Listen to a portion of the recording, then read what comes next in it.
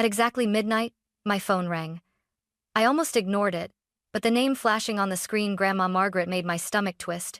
She never called at this hour. When I picked up, her voice trembled with urgency. "Nora, don't go home. Go somewhere else. Please, trust me." My heart hammered. "Grandma, what's going on? Did something happen?" But she only repeated, more desperate this time, "Don't go back to your house. Just go. Now." Then the line went dead. I sat frozen in my car, parked just blocks away from my quiet little street. The night felt heavier than usual, the kind of silence that presses against your chest. I didn't understand what she knew, but the fear in her voice was enough. I turned the wheel and drove toward my friend Emily's apartment. Seconds later, flashing blue and red lights cut across the night. Police cars swarmed my street. I grew up thinking family would be my safe harbor, but the older I got, the more it felt like the storm itself. My name is Nora Williams, 32, an electrical technician in Chicago. I saved through skip dinners, patch tires, and secondhand furniture until I could buy a modest two-bedroom house on a maple-lined street. To anyone else, it's an ordinary starter home. To me, it's proof that stubbornness can become shelter. Proof rarely impresses my family. My parents, Richard and Elaine, still live in the suburban split level, where I learned the alphabet and how to lower my voice so Dylan could sleep in. The wind chimes clack in every season. When I knock, the door opens before I touch it, because Dylan is always there to intercept me, smiling only when he wants something. Dylan is 29 and perpetually almost getting his life together, almost sober, almost employed. He's a genius at nearly every failure in that house wears a costume labeled second chance. If you ask my parents, he's tender and misunderstood. If you ask the neighbors, he's the reason their garden gnomes go missing. If you ask me, he's a man who has weaponized helplessness. I remember our kitchen at 13 and 16, a battlefield paved with linoleum. My sneakers were so thin the rain found my socks. Dylan strutted in brand new high tops that squeaked like confidence. Mom cupped my cheek and said, "You're older, Nora. You can manage." Dad nodded along, decisive. The lesson set, Dylan needs help. I am help. Grandma Margaret never swallowed that doctrine. At 82, she's small as a sparrow and sharper than a sewing needle. She moved in after Grandpa died, nested in the back bedroom that once held my science trophies and the shoebox of notes I wrote whenever I felt invisible. Grandma opened that box once, read a single page, and told me, "You're stronger than you think, and strength is not the same as silence." She is the only person whose praise doesn't feel like debt. 2 weeks ago, Dylan arrived at my house smelling like sour beer and peppermint gum. He walked past me without waiting to be invited, dropped onto my couch, and propped his feet on my coffee table with the entitlement of a man who believes every room owes him a throne. "Nora," he said, "I've got a project." "What's the project?" I asked, already tired. "It's under wraps," he said. "Seed money, quick turnaround. You'll get it back double." I stared. "Double is what casinos promise." He scowled. "Don't be like that. You've got good pay, steady hours. You won't even miss it." "I miss every dollar I make," I said. "Because I earned every one." "No." The word hung between us like a slammed window. Dylan leaned forward, elbows on his knees. His voice went soft, which is how he sounds when he's meanest. "You think you're better because you've got a mortgage? I think I won't underwrite your next mistake." His eyes sharpened. "You'll regret this." He stood, knocking his knee against the table so my water glass rattled. Then he left, letting the door kiss its frame with a carefulness that felt more threatening than a slam. For a minute, I listened to my breathing and the refrigerator motor. Then I called Mom. "Sweetheart," she answered. "Is everything okay?" "Dylan came by," I said. "He wanted money." I said no. "He threatened me." Mom sighed the sigh. "That means we'll pretend this is manageable." "He didn't threaten you. He vents. He's frustrated.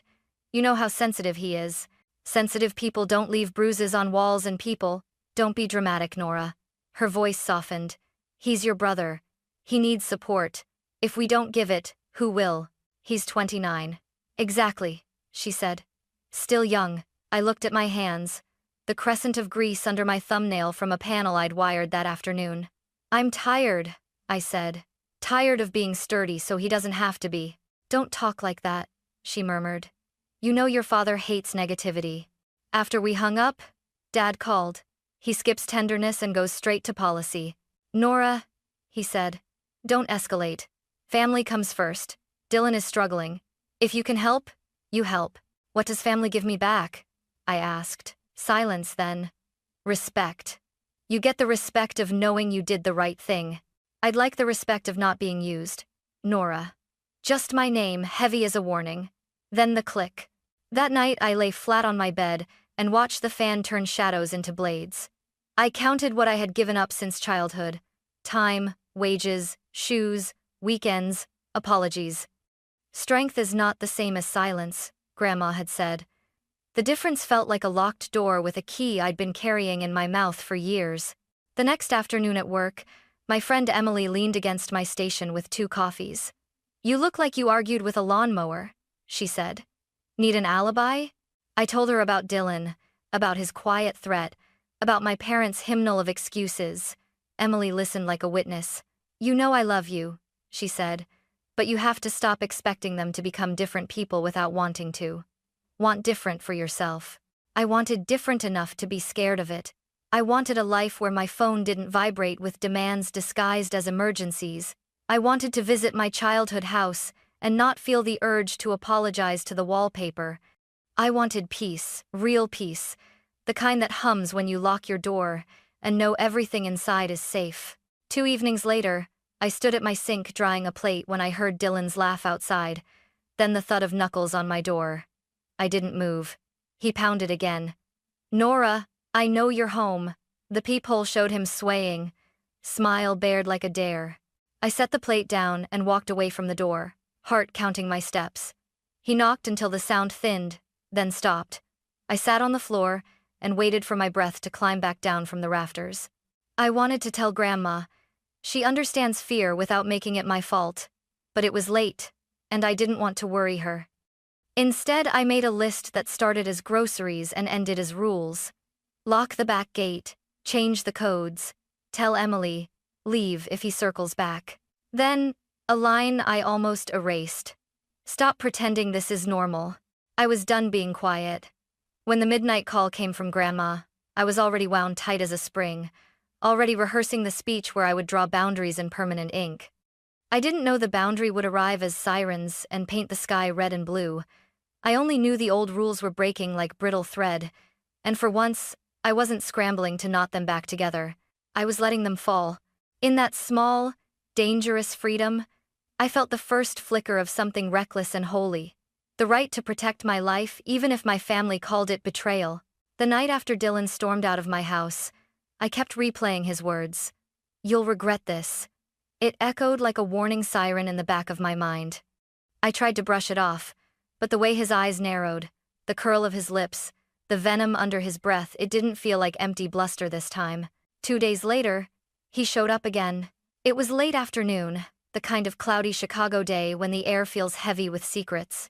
I had just pulled off my work boots and was sitting with a lukewarm cup of coffee when his pounding rattled the door.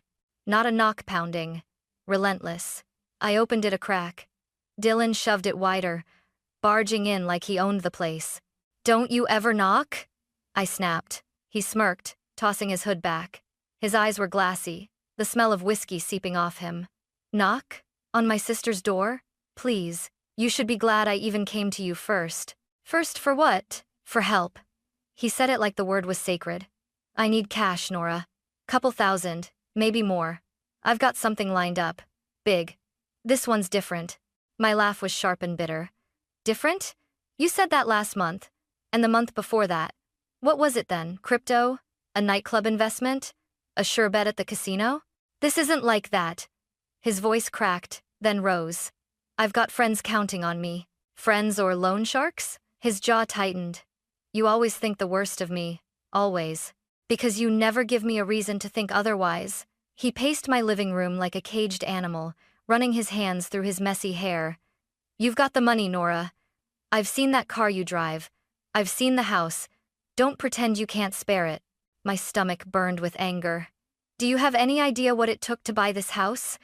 Every dollar, Every hour I worked overtime. Every night I came home so tired I could barely stand. And you want me to hand it over because you've got a project? He stopped pacing and faced me, his voice dropping low. You owe me. The words hit like a slap. Excuse me? You heard me. All those years, you played perfect daughter, perfect student, while I was the screw-up. You think you did it all alone? You think mom and dad didn't sacrifice for you? His eyes gleamed with something cruel. They gave you everything, Nora. And I got scraps. I deserve more. I stood tall, my hands trembling but my voice steady. What you deserve is to take responsibility for once in your life. His face twisted. You'll regret this. He spat the words again, each syllable dripping like poison. Get out. For a moment, I thought he might hit me. His fists clenched, his whole body rigid. But instead, he kicked the leg of my coffee table so hard the lamp shook, then stormed out, slamming the door. I locked it behind him, pressing my forehead against the wood. My pulse thudded in my ears. That night, I called my mom again, desperate for someone to understand. Mom, Dylan came by again, I said, voice raw. He wanted money, and when I refused, he threatened me. On the other end, silence. Then, a tired sigh. Nora, honey, don't exaggerate. Dylan's under a lot of stress. He doesn't mean the things he says. Doesn't mean them?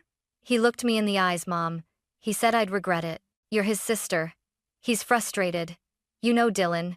He's troubled. I wanted to scream. Troubled? He's dangerous.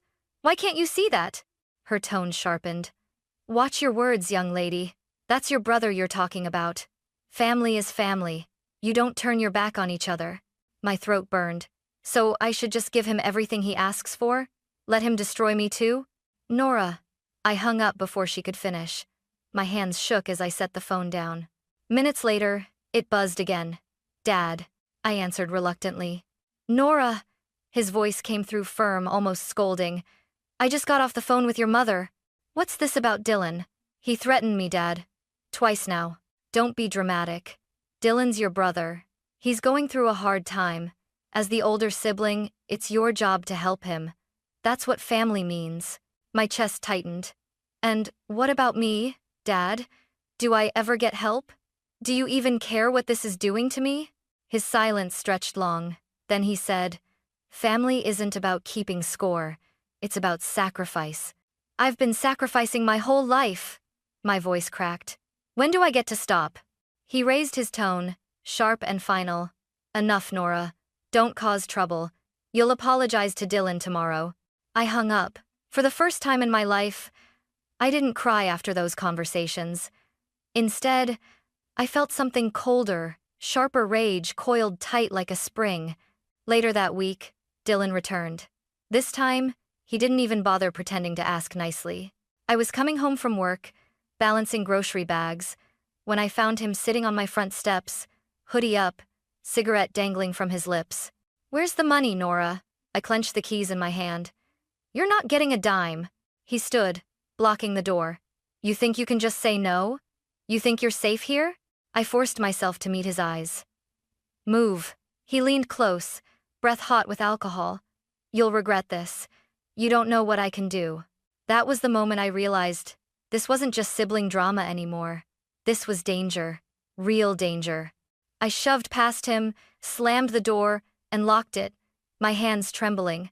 From inside, I heard him laugh low, menacing before his footsteps faded. That night, I sat on my couch staring at the list I'd made. Lock the gates, change the codes, tell Emily. But one thought screamed louder than the rest. What if he actually does something? When the midnight call from Grandma finally came days later, it was less a shock and more a confirmation of the dread I'd been carrying. Her trembling voice, Don't go home, go somewhere else. Please, trust me. And for the first time in my life, I listened without question. The call came at exactly 12:03 a.m. I was sitting cross-legged on my bed, half dozing with the TV still glowing in the corner, when my phone lit up. Grandma's name. My heart lurched. She never called at night ever. I answered quickly. Grandma? What's wrong? Her voice trembled, like brittle glass. Nora, don't go home. I blinked, confused. What do you mean? I'm already home. Then leave. Now. Go somewhere else. Please trust me. I sat up straighter. What's going on? Did something happen? Silence. Then a shaky breath. Just go, sweetheart. Don't ask questions. Don't argue. If you stay, you'll regret it. And then the line went dead. I stared at the phone in my hand, my pulse drumming in my ears. Grandma wasn't the type to exaggerate. If she said it was dangerous, it meant something was terribly wrong. I jumped off the bed, grabbed my hoodie, purse, and car keys. The house was dark except for the faint streetlight bleeding through the blinds. Every shadow seemed sharper, more threatening. I hesitated at the front door, heart hammering. What if Dylan was out there? I forced myself to step outside. The cold Chicago night slapped me awake. I dialed my best friend. Emily, are you awake? Her groggy voice answered. Nora? It's midnight. What's going on? Can I come over? Please. I'll explain later. Just, can I? She didn't hesitate. Of course. Doors unlocked. I sped through the empty streets, headlights carving tunnels in the dark. My mind spun with questions. Why did Grandma know something? Did Dylan say something to her? Was he planning something tonight? I tried to push the thoughts down, but fear gnawed at me. When I pulled up at Emily's apartment, she was already at the door in her pajamas, hair tied in a messy bun. She frowned. Nora, you look like you saw a ghost. I might have. My voice cracked. Grandma just called. She told me not to stay home tonight. Emily's eyes widened. Did she say why? I shook my head. She just begged me to leave. And I listened. Emily hugged me tight. You did the right thing. Come inside. I sat on her couch, trying to steady my breathing. The small apartment smelled faintly of coffee and lavender candles. Safe. Emily handed me a glass of water. Do you think this has something to do with Dylan? The name alone made my stomach clench. Who else could it be? He's been getting worse, Em. Threatening me, showing up drunk, talking like I owe him everything. She sat beside me. And your parents? I laughed bitterly. Still protecting him. Still telling me to sacrifice because I'm the older one. Family first, they say. But what about me? When am I family? Emily's eyes softened. Nora, you don't have to keep living like that. Blood doesn't give people the right to destroy you. Before I could answer, a faint wail cut through the quiet. Sirens. Multiple. I rushed to the window. Red and blue lights streaked across the distant sky, heading straight toward my neighborhood. Emily joined me, alarmed. Isn't that near your house? My hands trembled against the glass. That's my street. I wanted to run out the door, drive back, but my body locked in place. I imagined flames devouring my little house. The photo of me and Grandma at the lake. The chair I built myself, every memory turning to ash. Emily gripped my shoulder. Nora, wait. You can't go back now, not with the police swarming. It's not safe. Tears burned my eyes. But everything I worked for, it's there. She held me firmly. Your life matters more than walls and furniture. We stood in silence, sirens echoing like a cruel soundtrack to my unraveling world. Hours crawled by. I couldn't sleep, couldn't stop staring at my phone. Finally, near dawn, I called Grandma. She answered on the first ring, her voice hoarse but steady. You're safe. Thank God. Grandma, how did you know? What happened? She hesitated. I heard Dylan tonight. He was in the yard, muttering. He said he'd make you pay. Then he called his friends. I heard them mention gasoline. The blood drained from my face. Gasoline? Yes. I couldn't let you stay there. I couldn't. My throat tightened. You saved my life. Her voice broke. I wish I could have saved your house too. I pressed the phone against my chest, tears spilling, rage and grief tangled until I couldn't tell them apart. Back on Emily's couch, I whispered into the quiet. This isn't just family drama anymore. This is survival. And for the first time, I knew I couldn't keep enduring. I would have to fight. The sound of sirens never really fades once it pierces you. Even now, when I close my eyes, I hear them the rise and fall, the metallic wail that splits the night. That night, they were screaming for me. Emily and I stood by her window, watching the sky glow faintly orange. It wasn't the sunrise. It was my street, my block, my house. I pressed my phone to my ear, dialing frantically neighbors, co-workers, anyone who might confirm what my eyes refused to believe. No one answered. Only the sirens, closer and closer. Finally, I grabbed my jacket. I have to go. Emily blocked the door. Nora, are you insane? If Dylan's involved, if the police are there, you could walk straight into danger. I can't just sit here while everything burns. My voice cracked, hysteria clawing up my throat. She gripped my hands. Then I'm coming with you. We drove in silence, my fingers white-knuckled around the steering wheel. As we turned onto my street, my chest collapsed. My house was gone. Flames clawed out of the windows, black smoke curling into the sky like fists. Firefighters shouted over the roar, hoses arcing water that hissed uselessly against the inferno. Neighbors clustered on sidewalks in pajamas and coats, their faces pale in the red and blue wash of police lights. Someone gasped as they saw me. Nora! Thank God you weren't inside. I stumbled out of the car, the icy pavement biting my bare ankles. The smell of gasoline was unmistakable, thick, choking, oily. My stomach turned. A firefighter grabbed my arm. Ma'am, you can't go any closer. That's my house, I screamed, tears scalding my cheeks. Everything I own is in there. He shook his head firmly. It's not safe. Step back. I watched as the roof groaned, then caved inward, sparks exploding into the night like cruel fireworks. Memories flashed with every crack and crash. The photo of me and Grandma by Lake Michigan, framed on the mantel. The wooden chair I built piece by piece after finishing trade school. The box of letters I never mailed, dreams, confessions, fragments of myself. All of it, eaten alive by flames. A man in a reflective jacket approached me, flipping open a notebook. His face was streaked with soot, but his eyes were sharp. You're the homeowner? I nodded numbly. Yes. Nora Williams. Did you leave any appliances on? Candles? Anything that could have sparked this? I shook my head violently. No. I wasn't even home tonight. Why not? His pen hovered, waiting. I hesitated. Do I tell him? Do I throw Dylan's name into the fire without proof? My grandmother called me, I said finally, voice trembling. She told me not to go home. She said it wasn't safe. His brow furrowed. She warned you? Did she say why? I bit my lip. No. Just that I had to leave.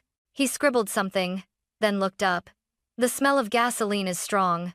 This wasn't an accident. If you remember anything, anyone who might hold a grudge, you need to tell us. My heart screamed Dylan, but my mouth stayed shut. I don't know. Across the street, Mrs. Carter, my elderly neighbor, shuffled toward me with watery eyes. She grabbed my hand. I saw shadows, Nora. Heard voices. Then smoke so fast. I called 911, but the fire spread like it was waiting. Her words stabbed deeper.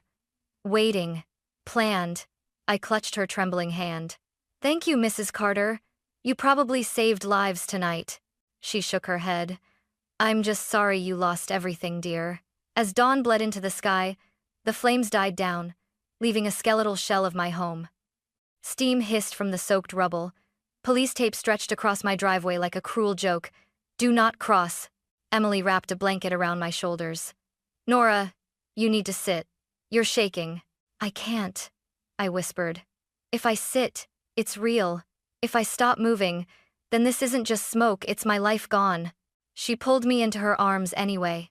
I collapsed against her, sobbing into the fabric of her sweatshirt. Hours later, I gave my official statement at the back of a police cruiser.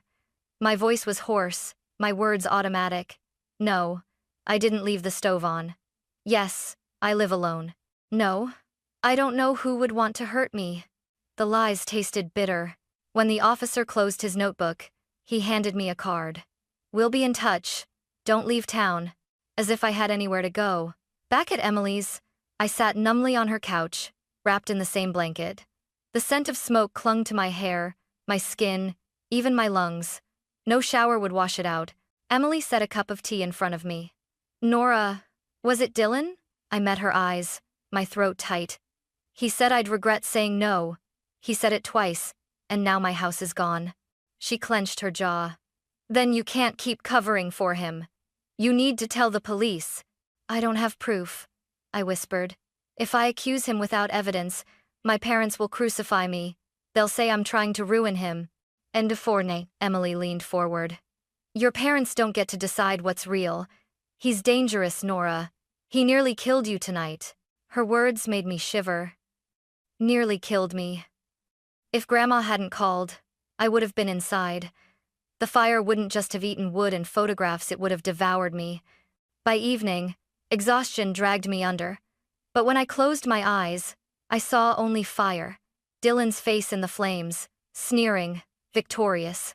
My parents' voices. Family comes first. But family had just burned my world to the ground. And I wasn't going to stay silent anymore. By the time I left Emily's apartment, dusk had swallowed Chicago. I should have stayed safe, warm, wrapped in the comfort of someone who believed me, but rage drove me into the car, hands trembling around the steering wheel. Rage and grief, tangled like barbed wire. My house was ash.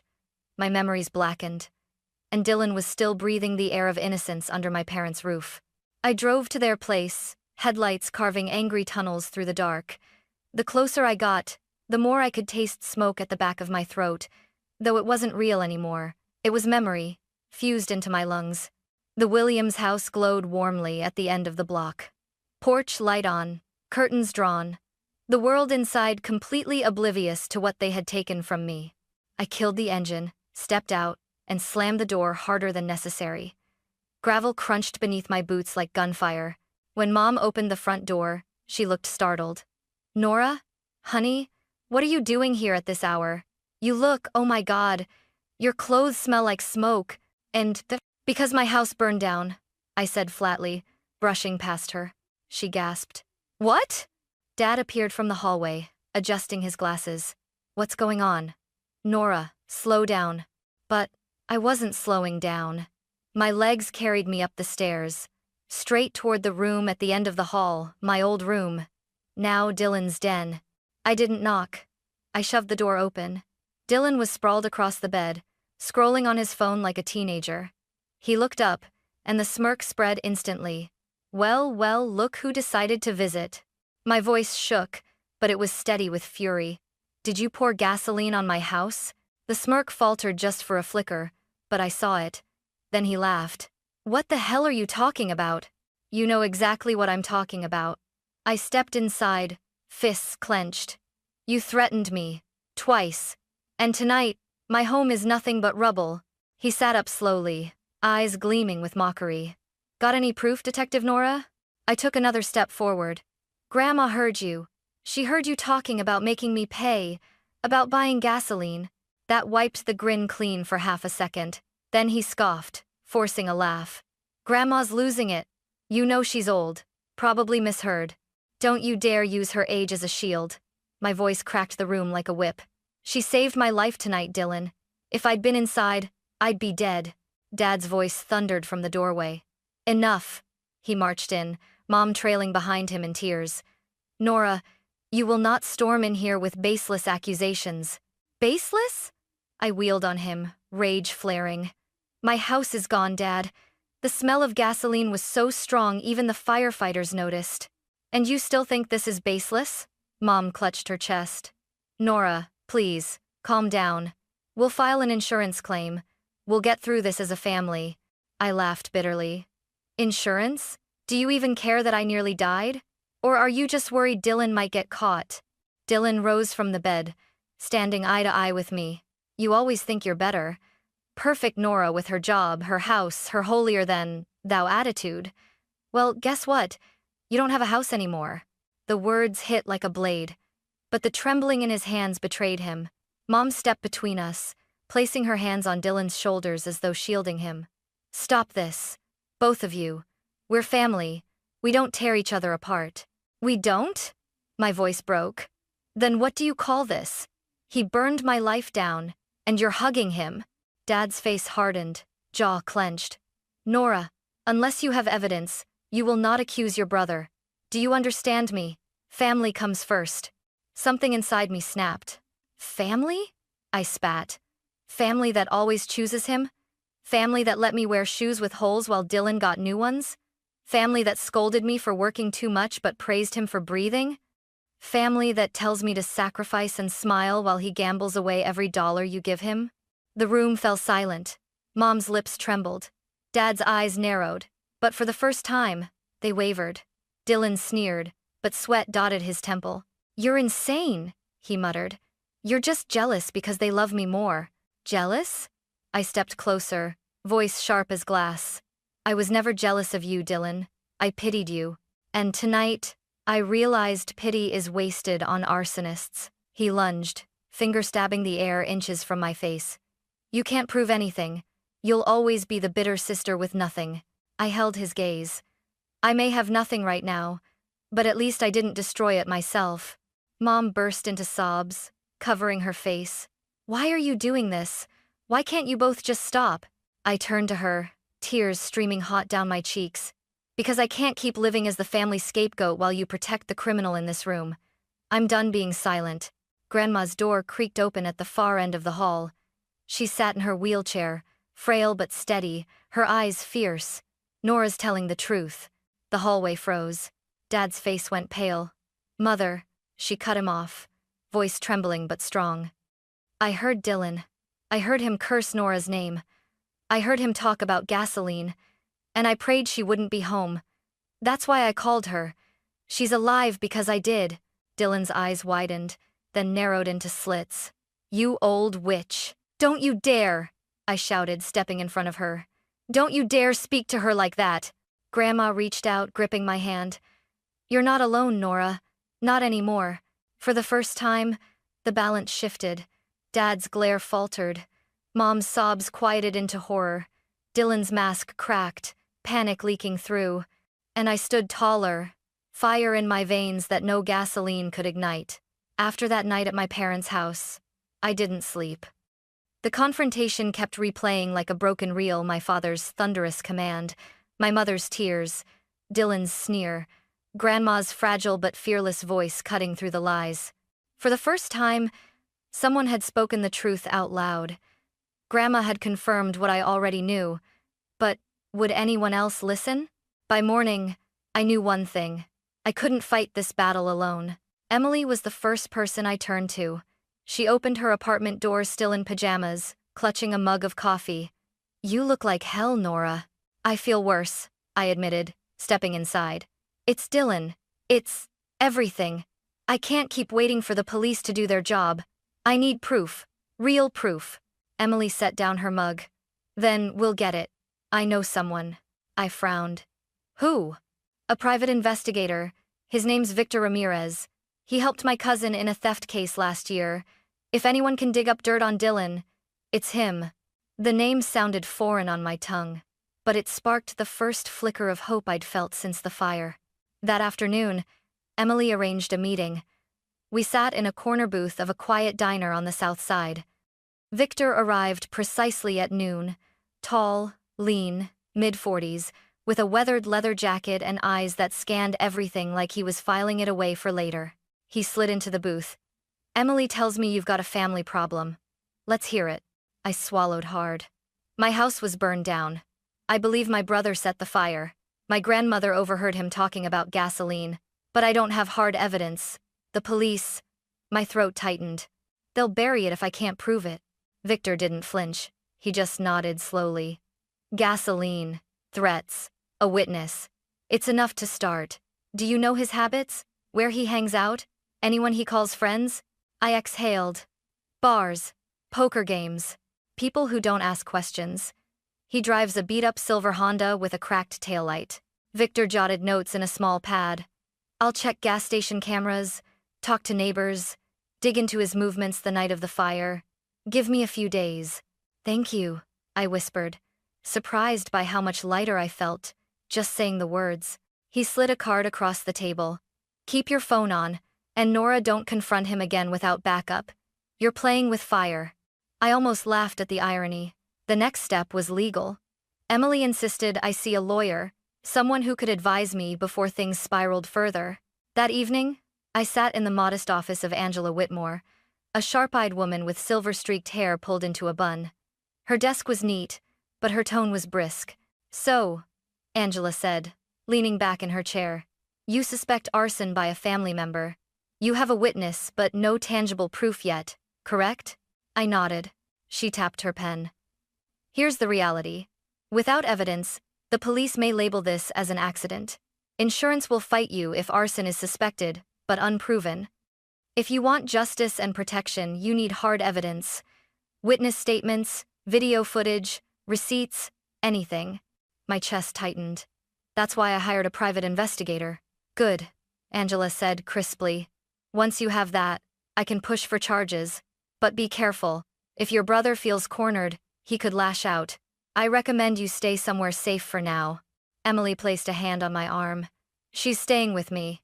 Angela gave a curt nod. "Good. Nora, you're not alone in this anymore. Remember that." And her words sank deep, like a seed finally finding soil. That night, lying on Emily's couch, I scrolled through the few photos I'd salvaged from my phone. Images of my house before the fire. My safe place. My proof that I could stand on my own. Now all I had left were digital ghosts. But for the first time since the flames, I felt something other than grief. I felt resolve. I whispered into the dark, "You won't win, Dylan. Not this time." 3 days later, Victor called. "I've got something," he said, voice low but steady. "A gas station camera picked up your brother and 2 friends buying gasoline the night of the fire. Same silver Honda with the cracked taillight. And a neighbor's security camera caught his license plate driving into your street, minutes before the flames started." My heart pounded. "That's proof. That's enough, isn't it?" "Not for court yet," Victor cautioned. "But it's a damn good start. Keep me on this. I'll dig deeper." When I hung up, Emily grinned. "This is it, Nora. The beginning of the end for him." I allowed myself a small, shaky smile. For the first time in years, I believed that. But hope carried its own weight. The road ahead was dangerous, and I knew Dylan wouldn't back down quietly. He never had. Still, I had allies now: Emily, Grandma, Angela, Victor. For once, the fight wasn't mine alone. And for the first time in my life, I wasn't just surviving, I was preparing. Thanksgiving had always been my least favorite holiday. The endless, family-first speeches, the forced smiles, the way Mom would pile Dylan's plate high while reminding me to save room for others. But this year, I wasn't walking in as the dutiful daughter. I was walking in with a folder full of proof. Victor had delivered everything: grainy but undeniable images from the gas station, the timestamp, Dylan in his gray hoodie holding a red gas can, a neighbor's security camera clip of his silver Honda creeping down my street at 11:47 p.m., the witness statement from Mrs. Carter, and Grandma's trembling testimony, written in her own careful script. I tucked the folder under my arm as I approached the warm glow of my parents' house. Inside, laughter and the smell of roasted turkey spilled out, cruelly normal. I rang the bell. Mom opened the door, her face lighting up before flickering with worry. "Nora, you came." "Yes," I said evenly, brushing past her. "I came." The dining table was set, golden light catching the polished silverware. Dad stood at the head of the table, carving turkey, his smile thin. Dylan lounged near the stairs, a beer in hand, smirk already curling his lips. "Well, well," he drawled. "Look who decided to ruin Thanksgiving." I ignored him. My eyes found Grandma at the far corner of the table. She sat in her wheelchair, hands folded neatly, but her gaze steady, fierce met mine. She knew why I was here. I took a breath, set the folder on an empty chair, and stood tall. "I'm not here to eat. I'm here to talk about the fire." The room stilled. Forks clinked down. The air tightened. Dad cleared his throat. "Nora, must we?" "Yes," I cut in. "We must." I opened the folder, pulling out the first photo. Grainy, but clear enough. Dylan at the gas station, hoodie up, gripping a red gas can. "This," I said, sliding the photo onto the table, "is Dylan, buying gasoline the night of the fire." Mom's face drained of color. That could be anyone." "Really?" I pulled out the next image, the silver Honda with its cracked taillight, time-stamped minutes before the fire erupted. Because this looks a lot like his car. Dylan chuckled, though the sound cracked at the edges. Photos? That's your big smoking gun? Here's a sworn statement from Mrs. Carter, I continued, laying down the paper. She saw your car drive into the neighborhood. She smelled gasoline. I slapped the final sheet on the table. Grandma's testimony, shaky handwriting but unwavering. And here's Grandma, who heard you muttering about making me pay, who heard you call your friends, who saved my life by warning me not to come home. Silence. Heavy. Suffocating. Dad's fist slammed the table, rattling glasses. That's enough. You have no right to accuse your brother on Thanksgiving of all days. My voice shook, but it carried. No right? He burned my house down? He nearly killed me. Dylan shot to his feet, knocking his chair back. His face flushed, his hands clenched. You can't prove anything. You've got nothing, just a pile of crap. Then say it, I snapped. Look me in the eye and tell me you didn't do it. He froze. Everyone watched. His lip curled. You think you're better than me? With your job, your house, your fake independence? Well, guess what? You don't have a house anymore. The words slipped like venom, uncontrolled. Mom gasped, her hand flying to her mouth. Dad's jaw slackened. I stepped closer, my voice low, sharp as a blade. That sounds like a confession. Dylan's face twitched, panic flashing before he forced a laugh. You're twisting my words. Grandma's frail voice cut through the chaos. No, she's not. Every head turned. She looked at Dylan with eyes full of both sorrow and steel. I heard you. I told Nora the truth. And now everyone else knows too. Mom's tears spilled. Dylan, please tell me it isn't true. He looked between us, wild-eyed, cornered. You're all against me. You've always been against me. He shoved the table, plates crashing, turkey sliding across the cloth. I deserved more. I deserved everything she had. Dad grabbed his arm. Enough. Dylan jerked away. You never stopped me before. Don't act like you didn't know what I was capable of. The silence that followed was deafening. Dad's hand dropped. Mom crumpled into her chair, sobbing. I stood there, tears streaming but my spine straight. This is who you've been protecting all these years. The golden boy who would burn down his sister's life for a few dollars and a sick sense of revenge. Dad's eyes, once so hard, flickered with doubt, then shame. For the first time, he looked at Dylan not as a son to protect, but as the man who had destroyed everything. Dylan shoved past him, storming up the stairs. His footsteps thundered, then a door slammed. The dining room was left in ruins, food scattered, wine spilled, silence heavier than smoke. Grandma looked at me, her eyes glistening. She mouthed, "You did it." And for the first time, I felt something shift. The truth was no longer buried. It was raw, messy, undeniable. That night, as I left my parents' house, the cold air hit me like baptism. My chest hurt, my heart ached. But I was free of silence. Dylan's mask had cracked, his words echoing in every stunned corner of that dining room. And deep inside, I knew this wasn't the end. The police would come, the trial would drag. My parents might never forgive me. But the truth was out, and no fire could burn it away. The morning after Thanksgiving, the neighborhood buzzed with whispers. News of the confrontation had spread faster than the smoke from my burned-down house. Neighbors who once admired my parents now muttered behind closed doors. They protected Dylan too long, and look what happened. My phone rang before noon. Victor's calm voice came through. The police want to reopen the case. Your brother's little outburst last night? Combined with the footage and statements, it's enough to push them forward. Relief and fear collided inside me. So this is real. They're actually investigating him? Yes, Victor said firmly. They've called him in for questioning. And, Nora, you need to be prepared. Trials drag, families fracture, but justice is finally moving. I thanked him, my voice shaking. After we hung up, I sat for a long time staring at the charred fragment of wood I had salvaged from my house. My old life was gone, but maybe something new could rise from these ashes. That afternoon, Mom texted me. Please come home. We need to talk. I didn't reply. Minutes later, another message. He's still your brother. Family can heal. My chest clenched. Then the third text arrived. This one from Dad. You've gone too far. You've humiliated us. Come fix this. I stared at the screen until the words blurred. Then, I deleted the thread.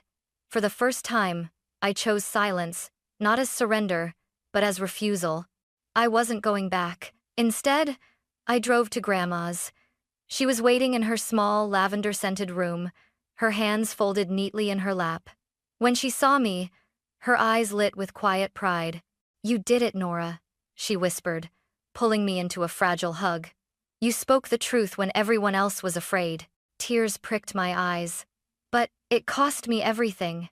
Her thin fingers pressed mine. "Not everything. You still have yourself. And you have me."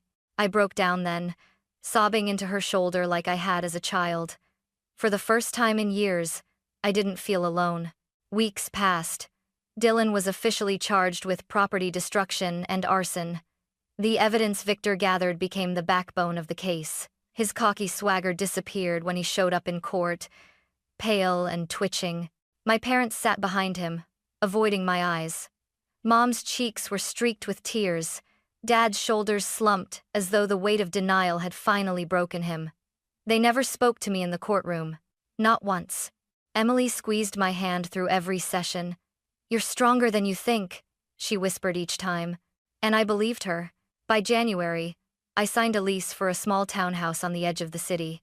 It wasn't much: bare white walls, squeaky floors, a tiny kitchen, but it was mine. I furnished it with secondhand chairs and a thrift store rug, piecing it together like a mosaic. One evening, as I arranged a photo of me and Grandma on the mantel, I realized something. This house wasn't just shelter. It was a beginning. I stood back, exhaled, and whispered, "Home."